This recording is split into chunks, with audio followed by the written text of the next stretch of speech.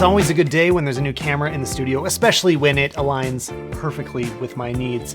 I got my hands on the new Canon R5 C, and this sits directly in between the C70 and the R5 that I already shoot with all the time. First of all, a huge thank you to the Camera Store TV for working with me on this video. We have a collaboration video. There will be a link in the description below, so there is a lot more about it. But today I'm going to give you my impressions after some hands-on time and doing some in-studio tests with this new super hybrid beast. Just looking at the body, you can tell something different is going on here. It's noticeably bigger than the R5. Doesn't feel any heavier. I actually did a blind test where Marco handed them to me and I couldn't tell which one was the R5 and the R5 C, I think because it's mostly just air back here where the fans go. And I think a lot of the reason for this camera's existence is as a response to all the overheating concerns when the R5 came out that I always thought were a little bit overblown. But the end result is the most hybrid camera I've ever seen. Like, it really is meant to equally do photos and videos, and there's very few compromises on either one. Starting at the top, we've got the switch that will equally go between photo and video mode. There are extra buttons on the back. There's a little bit more controls than on the R5, but you know, it's very manageable. I think pretty elegant how Canon has handled it. It usually is. When we look at the interface, it's crazy to me that they completely combined both operating systems. Like, this has the C operating system, which is for their cinema line. If I switch over, which takes quite a long time, I think it's about like 8 seconds. Oh, there it is. So yeah, there is a delay when you switch between photo and video mode, but now we're in that very familiar photo interface that's been on all the other cameras you've had for a while. So picking this up, if you've used any similar cameras, it's very easy to get used to, but if you haven't, I mean, it's a Canon, so it's also very easy to get used to. It's got the big red button on the top, the joystick that works incredibly well. I mean, you know these cameras, they're nice. Now, I'm not the first one to say it, but if there's one complaint, it's that they only included the smaller HDMI port. That's probably the one thing that feels the least pro video camera about it, but it's not a huge deal. Now let's take a quick second to talk about how you can make your photos look even better than they already do. And that's with today's sponsor, Canva. My background before photography is design, like doing user interface design. So I know how to use all the professional apps, but I still often use Canva because it's so easy to make things look incredibly good. With Canva Pro, you can take control back of your creative output with things like a content planner, so you always know what is coming up next, a brand kit, because consistency is key, and with Magic Resize and Background Remover, you can quickly make some of these important edits that you might have to open full editing software to do otherwise, but you can just do it all within Canva Pro. Let me show you a good example of how Canva Pro can be really powerful. So I create a podcast, I need to share it. Let's say I want to promote it using an Instagram, Facebook, and Twitter post, and also make some stories. Let's say this episode was about winter photography. New episode of the Stallman podcast. I select a photo that represents the episode, and then I choose a template, and there are a lot to choose from here. But once I've selected the template, I'm not locked into anything. I can completely change the color palette to fit my brand. And also go into the brand kit and use my fonts that I use all the time. Now I say finish, and it saves all of these different versions sized exactly right. So now I've got professional looking images in exactly the aspect ratios and the image sizes that I need to post online. It's got everything you need all in one place, whatever it is you're working on, so you can stay organized, keep track of tons of different designs, and you've got unlimited folders, 100 gigabytes of storage, so you'll never misplace a design again. So here's a crazy idea. Team up to save on Canva Pro. For $12.95 a month, you and up to 5 other team members can get everything that Canva Pro has to offer, and an unlimited 45-day free trial. So sign up today, link is in the description, thanks to Canva. And well, Evelyn and Dave were here from Camera Store TV. We did a few tests, starting with autofocus. I expected it to be good, and it was. Big surprise there.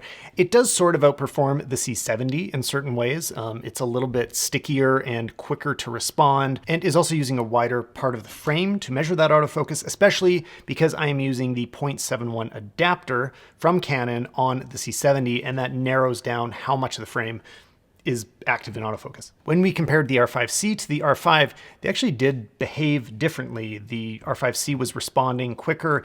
I'm not sure if this was a setting, maybe, I don't know, it's just like moving faster. So I didn't take this to mean that it is better, but it was a little bit different. It previews things differently as well. Like, it more actively shows you both faces that are being tracked in frame. So I got a little bit more information about what it's doing, but it didn't necessarily do a better job. I think in a scenario of a talking head like what I'm doing now, all of these three cameras are going to perform very similarly.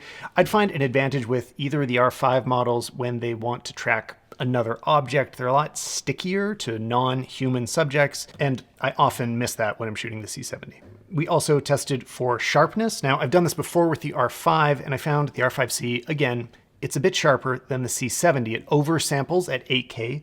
Our samples here are just 4K downsampled, and it looks amazing. Now, this is when we get to some of the advantage of the big fans on this thing, is it can keep recording in that highest quality 4K mode kind of forever. There's no limits that we used to have with the R5, where either it would overheat or it would only record up to 29 minutes and 59 seconds. To me, that's a lot of the pitch of this camera, is if you are recording things in longer takes like that, like talking heads, people need to just speak for a long time and you can't stop recording, this is where the R5 C comes in. Now, the C70, I've started to add a little bit of sharpening to it lately because it's a bit softer, and I feel like you notice on a 4K screen, but it has some huge advantages. So if what you're trying to figure out is like, I'm just gonna shoot video, do I need the R5 C or the C70? The prices are not a huge difference.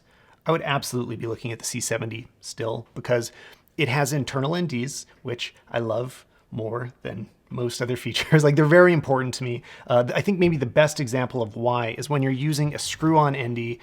There are so many times where either you are having trouble screwing it on and then end up touching the lens and now you have to clean it, or you need to take it off for a moment because you are too dark and then you put it in your pocket and then it gets dirty. I mean, maybe everybody else in the world has a system for managing their variable NDs so they stay clean and organized, but it really drives me crazy. And then the other thing that I really prefer on the C70 is that it also has C-Log 2. I'm not really clear why this isn't available on either of the R5 models. You can sort of access it through RAW with a bit of a workaround in Resolve, but I don't know if that's endorsed by Canon, and I don't know if it's providing all of the quality that it could. I still need to do those tests myself, but Cine D did those with the R5, and it is noisier in the shadows and doesn't seem to give you as much dynamic range. And to me, that is extremely important. Dynamic range is the thing that matters. So I don't like shooting in C-Log 3 if I can avoid it, or C-Log 1.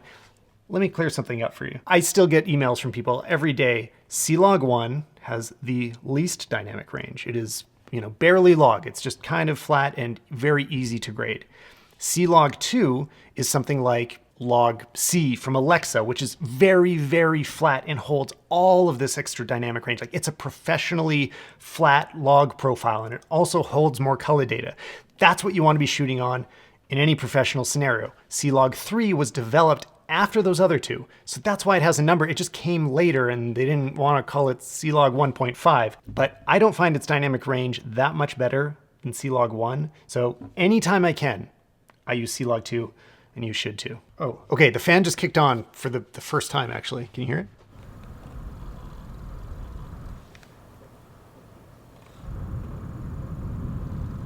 If anybody's worried about the noise of this fan, don't be. It's really quiet. Going through the menus, I just realized there's no C-Log 1 on the R5 C.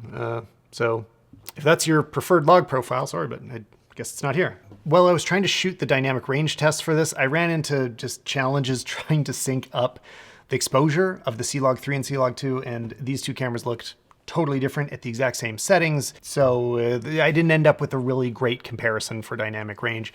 But the good news is you can cut this in very nicely with the C70 or any other cinema line of Canon, but that's not a surprise. Let me just think of some of the biggest downsides of this camera. Like, why wouldn't you choose it? I think one thing is battery life. Some people have been complaining about the fact that in some of the highest demand modes, like when you're shooting RAW over 30 frames per second, like 60 or 120, there's not enough power coming from the LP6 batteries, which are the Canon batteries we're used to power the lens. So you end up not being able to change your aperture or autofocus in those settings. This isn't a huge deal to me. I mean, if you're shooting 60 RAW, like, you can usually work around it. You can just set your aperture before you start shooting or find a way to manually focus. I mean, it's not ideal, but it's definitely not a deal breaker. The bigger concern is that the batteries will just die quickly. Like, it's a pretty small battery for a pretty beefy camera.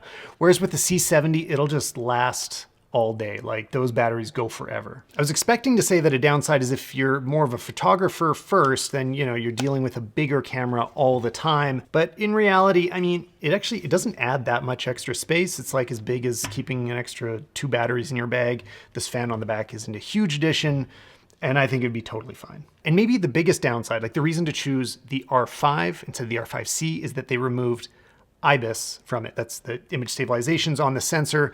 I don't have a lot of stabilized RF glass right now, so that means that I use it a lot. And it's really nice when I have both the C70 and R5 together, that one of them I can pick up and it's super stable. I can just walk carefully and it looks smooth. I really, really appreciate that about the R5. Now, if you have stabilized lenses and you're willing to use the digital IS, this will get by. Like, it's not the end of the world. I use the C70 like that with its digital stabilization all the time. It's fine. But for me, it would often be enough reason to grab the R5 instead of this one.